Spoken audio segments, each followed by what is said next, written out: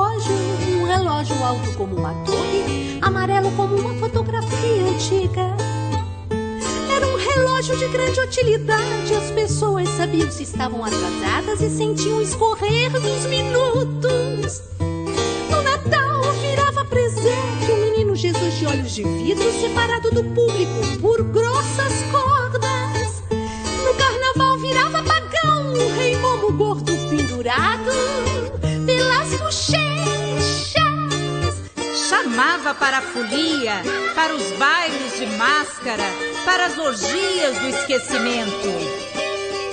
E depois era um relógio solene que podia se marcar um encontro nas tardes mais azuis.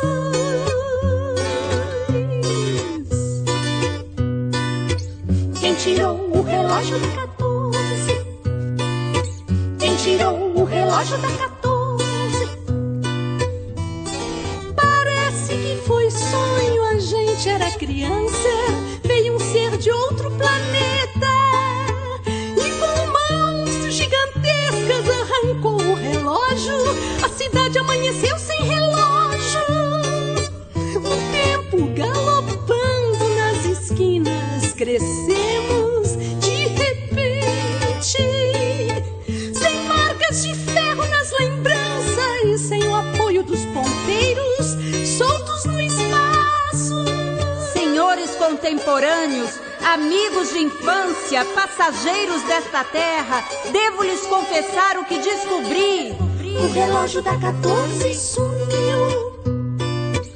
O relógio da 14 sumiu. O relógio da 14 sumiu. O relógio da 14 sumiu. O relógio da 14 sumiu. O relógio da 14 sumiu.